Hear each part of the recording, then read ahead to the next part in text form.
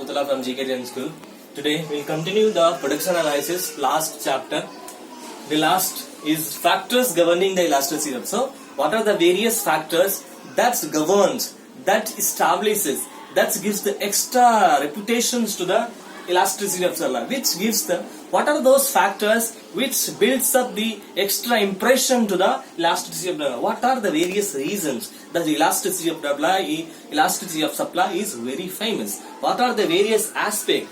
Because of that, the elasticity of demand is high. We have four aspects. Because of this, the elasticity of supply has come into existence, and because of this, the elasticity of supply has their own objectives and own operative and own atmospheric adventure, which has the unique advantages because of these factors. First one, nature of the commodity. So in the supply, law of supply, we take the various nature of the commodity. So what are the various nature? We have identified two aspects, durable goods and perishable goods. Okay, so we have took the two aspects, that is durable goods and perishable. Durable goods means the goods that can be stored, the goods that can be kept for the future uses. Various goods are there, like rice, like wheat, all those goods we can keep it for the future use. What happened? Durable goods has more chances of high price and high supply. So when you can store the goods and you can use it in the future period, what happened? That goods will give you extra price and extra supply. Okay, and next one is a possible goods which cannot be stored for a long time. For example, egg is there, for example meat is there, for example fruits are there. Certain fruits are there, we cannot be stored for a longer time. So such goods are of not that nature, and you cannot have the higher supply or higher price. So because of the nature of the supply of the goods, because of the commodity of such natures, the supply is high. So because the goods has that much of ability to store in a high position, and when there is a demand of that good, for example, I am doing the apple business and I have kept the apple for the future. For example, I am in the month of April. Here now the sales is not there. What happened? I will store the apple for the next month, and I know that next month the apple price will be very high. So that's the reason I had kept the apple for the future use, for the future period. What happened? That time the increase of price will be there and increase of supply will be there. Okay. Now cost of production. What happens? Increasing returns, additional production. What happens when you have increasing of returns? For example, you are giving the your products to some others and you are getting the returns and additional production. You are doing the production of 10,000 units in a month, but now because of there is a demand, there is a extra supply, you are doing the 1,200 production. So the additional demand will have an increase in the supply, and it gives the benefit to the elasticity of supply. But diminishing return, the rate of return is diminishing, like the law of diminishing marginal utility. When you increase the price, the demand, the supply is reducing. In such cases, this elasticity of supply will get affected. So when there is an increase in return, for example, you are having the price of a chalk piece or a duster or anything 2 rupees, when you increase to 4 rupees and the additional production you have done for the same product, that will give you the effect of supply exchange. That supply will be more, elasticity will have their atmosphere,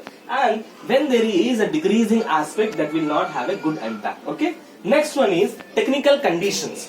Huge capital, less return, low capital, more return. What happened here? We have the technical aspects. For every business aspect, we need a capital, right?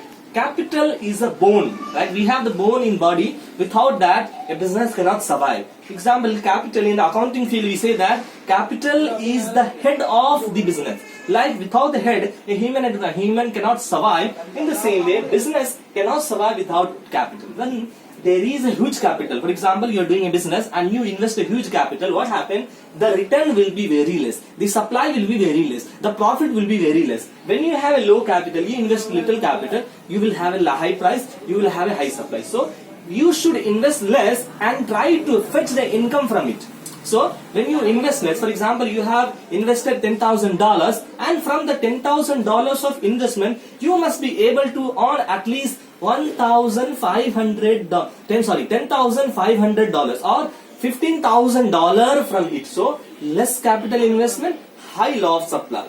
high capital investment, less law of supply. Okay. Next, time factor. Time plays a vital role in any aspect of business. Whether you are a student, you have to know the time factor. You have to prepare well. That's the reason you will get to the examination. You will score well. You will score well. You will get a good college. You will have a good reputation. You will get a good salary. You will get a good job, and your life will be very happy. In the same way, business also is a part of time factor.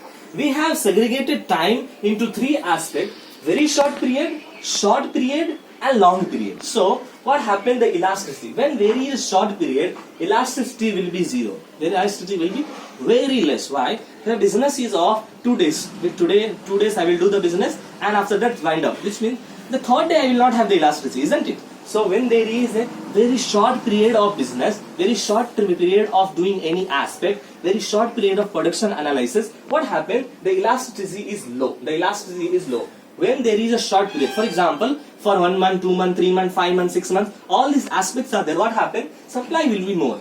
For example, 2 to 3 months, 3 to 6 months, maximum of 1 year. When you have that kind of period of time factor, then supply will be more. So increase will be more.